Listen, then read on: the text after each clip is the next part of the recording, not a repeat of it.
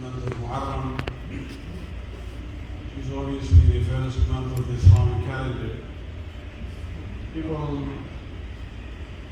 deal with the beginning of the new year in different ways. Majority of them, of course, celebrate their new year. And even some of the Muslims, wish one another in the same way, where they totally ignore the tragedy of Karbala, which happened on the 10th of Muharram. And it's important for us that the Shia community, we do not begin the beginning of the month with celebrations, rather we start with commemoration. And this is based on the seerah of the Ahl-e-Bait and Salam. If you see a famous conversation between Imam Ali ibn Musa alayhi salatu wasalam, where Ibn Shabib had come to the Imam, and it was the eve of the first Muharram, and Imam asked him, has the crescent been excited or not? And when he was informed that yes, the moon has been sighted, this is where Imam uttered the famous words that Ibn Shabib, it's a long conversation. Ibn Shabib in the Muharram هو الشهر الذي كان أهل الجاهلية فيما مضى يحرمونه في الظلم والقتال لحرمته. Imam refers to the pre-Islamic tradition of the Arabs, the era of Jahiliyyah, and he says that Muharram was one of the sacred months where they would refrain from battle, warfare, or any dispute, even from their enemies. And this is where we see, when we talk about the importance, and that is why you see Muharram is many times in the calendar they write Muharram al-Haram. Haram means there are 4 months, even in the era of Jahiliyyah, which were considered to be sacred among them. That even if the enemy comes in front of them, they will not, commit any hostilities against them. And Imam says that, the Jahiliyyah, Ahl-e-Jahiliyyah, used to respect the hurmat and the sanctity of this month. فَمَا عَرَفَتْ هَذِهِ الْأُمَّةِ حُرْمَةُ شَهْرِهَا. That this ummah, the ummah of the Prophet, did not respect the sanctity of this month. وَحُرْمَةُ نَبِيِّهَا. Neither they respected the sanctity of the Nabi.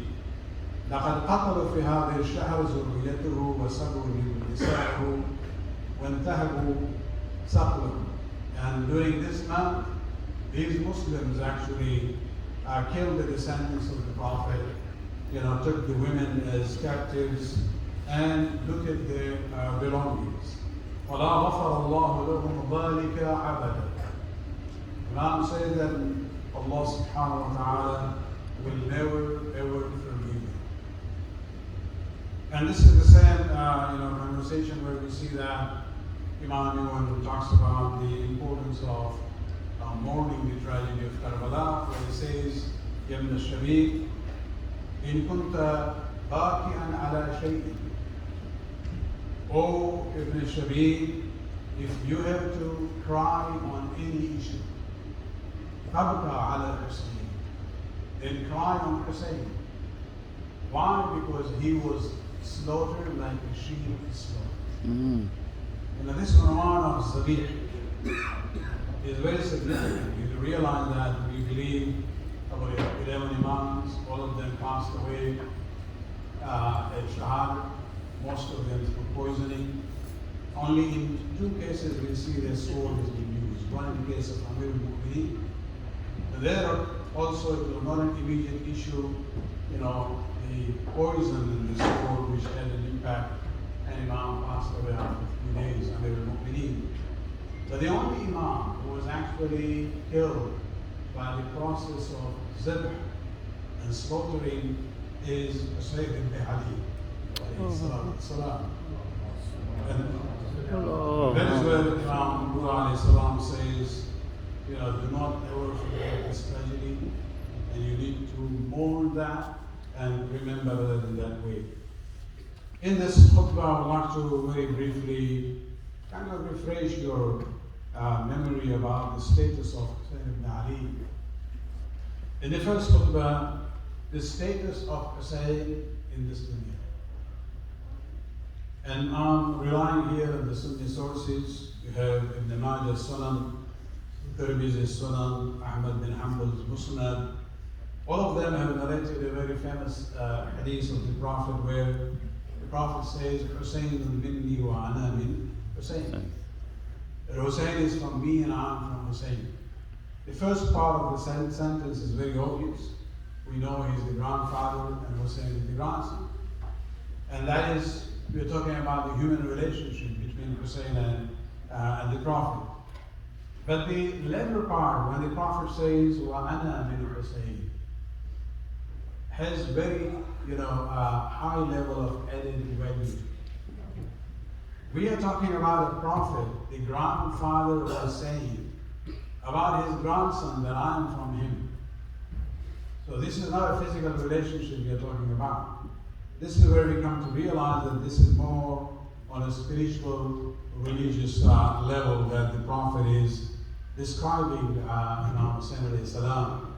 To summarize this statement, we can say that the Prophet is saying that my name, my message from Allah subhanahu wa ta'ala, my faith and my religion and my deen and my Islam will survive because of my grandson Hussein.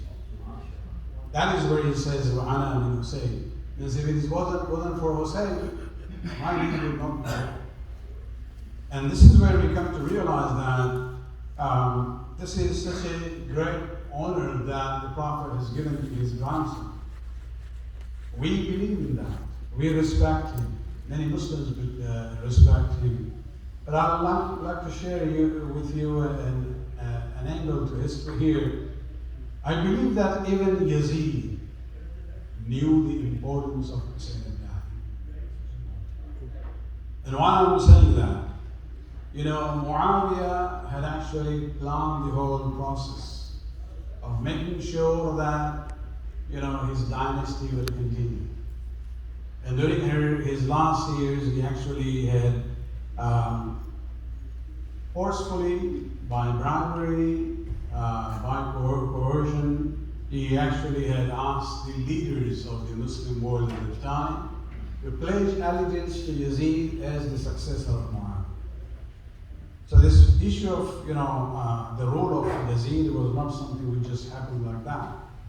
This is where when Muawiyah had gone to Hajj in Mecca and in Medina, he gathered the prominent Sahaba and the leaders of different tribes and impressed on them that they should pledge allegiance that Yazid is my successor and he will be the Khalifa. It is at that time that we see that three individuals were opposed. Even at that time, the most important was Hussein ibn Ali. Another was Abdullah ibn Umar and Abdullah ibn Zubayr. And those are the three names you see even in the letter of Yazid, origin to Walid, his governor in Medina. And so when we look at that, we come to realize that, just think about it from the Bay'at point of view. Yazid is somebody who already has 99.9% of the bay'at and pledge of allegiance of the Muslim world. It wasn't a big deal for him, if Hussein ibn Ali didn't recognize it. But he knew. So we are talking about 99.9. You're one of the former presidents, Junior Bush, who got elected with what, 51% or something? And he was happy with that. This is 99.9% of the Ummah. And those days there was no democracy. This was how things worked with these tyrants and dictators. So 99.9% of the elite of the Muslim world has already pledged allegiance to Yazid. Why would he be worried? This is where we come to realize that Yazid knew, if I put 99.9% of the allegiance of Muslims on one side of the scale, And if I put the rejection by one Hussein ibn Ali, the rejection by Hussein will be more weighty and worthy. And it will then totally, shatter the legitimacy of Yazid. And this is where he was insisting that I want the bay'at of Hussein, and if he doesn't do bay'at, send me his head. And this is where we come to realize that, even an enemy like Yazid bin Muawiyah realized the importance of Hussein ibn Ali when the Prophet says, "Ana min Hussein." The survival of Islam depends on the sacrifice of Hussein ibn Ali. Salawat.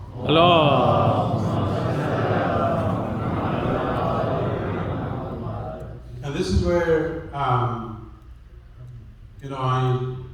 saw a quote. Unfortunately, there was no reference.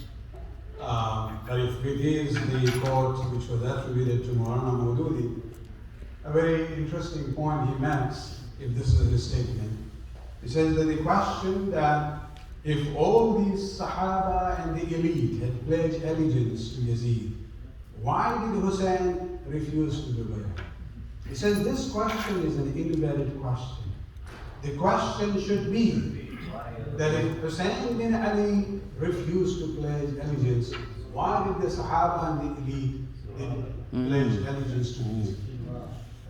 Because Hussein ibn Ali is the standard there. When the Prophet says, Hussein minni wa ana min Hussein. Salawat.